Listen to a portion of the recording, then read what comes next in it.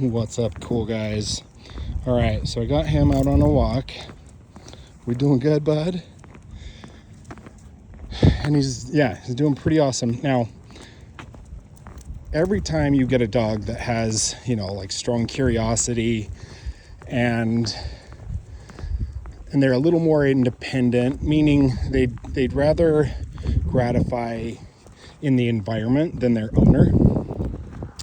That's a dog that you will have to be busy with when you first get them out, because you want to get them in training mode.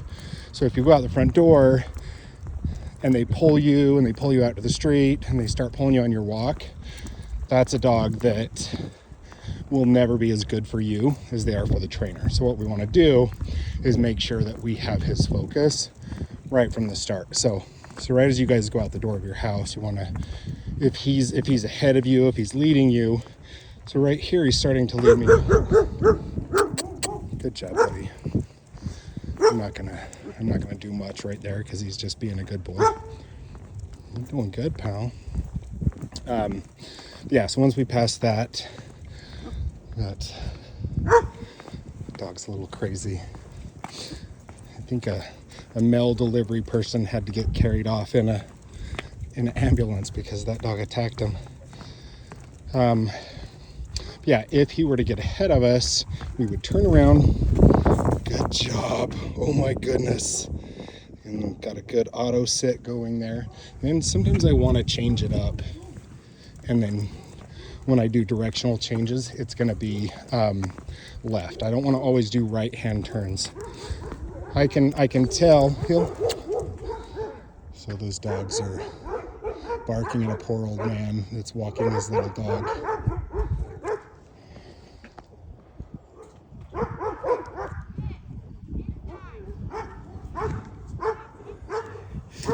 What's up, buddy? All right, so we don't need that drama. Just zoom back down to the one here. Heel. Now, as we start going, if he's starting to pull, and he's kind of checking himself there, so I don't have the remote in my hand yet, but now I do.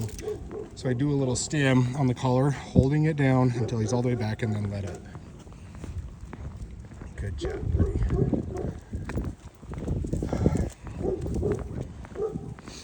And it's just the same thing if we're off leash. So just dragging the leash right here. If I change directions, good.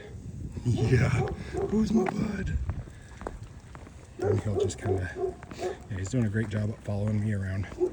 So on a perfect walk, what we would do, we'd walk to the park and then play and just let him run around and be a dog and, sniff stuff and pee places. And then we just, then we would heel home in another, formal hill like this. Because, come on.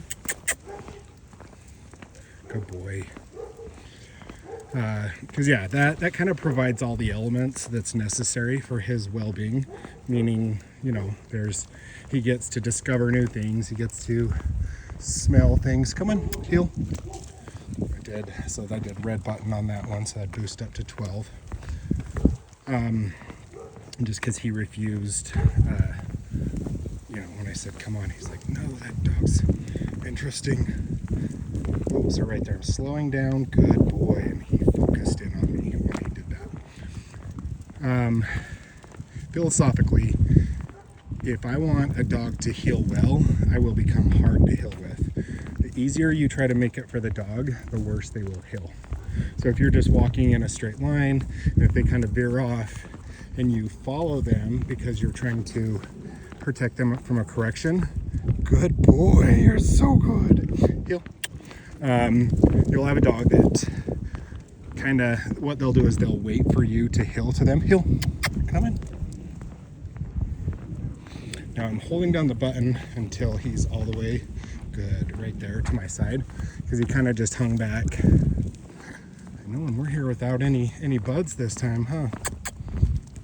Good. So where I'm losing him, heel, what I do, again, just kind of go away. So Olivia, this is where footwork becomes really important, because it interrupts their behavior better than an e-collar stim does. So for example, if they're focused somewhere else, I'll wait till he looks away. I want him to look over maybe that way a little more.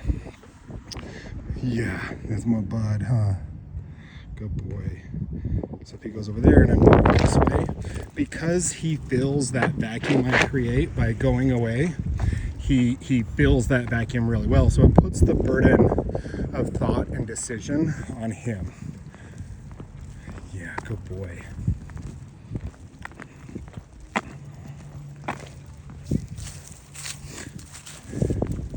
Cairo, sit. Who's a good pup? Heel.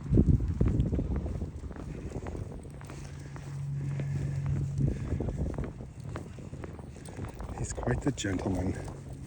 So he's probably gained, I don't know, he's probably gained 5 pounds, maybe 3 pounds since he was here. I don't know if you guys weighed him or not. Now, sometimes when I'm walking, I'll march in place and the dog looks at me like, what in the hell is wrong with you, Joe? That's okay. Come on. Just stay him on the e-collar, holding down until he was there.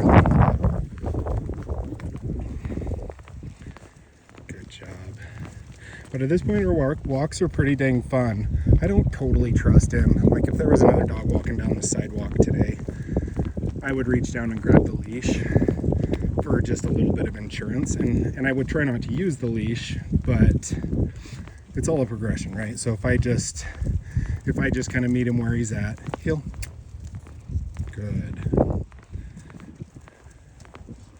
Good boy. So I'm about to lose him. I go away.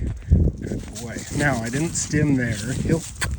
Now, I am stimming here because he was very kind of lackadaisical about coming into the position. So there's a stim and let up. Good. And so again, I'm on 7 on the e-collar. And that doesn't mean you'll have to be on 7. If you guys are really structured in the house, you can use the same levels as me. If you enable him, you'll have to turn the collar way up. So that's just kind of like a, come on, heel. Just one of those facts of life. When I said that, he stopped and looked at me like, what are you saying? What are you saying, Joe? What are you telling him?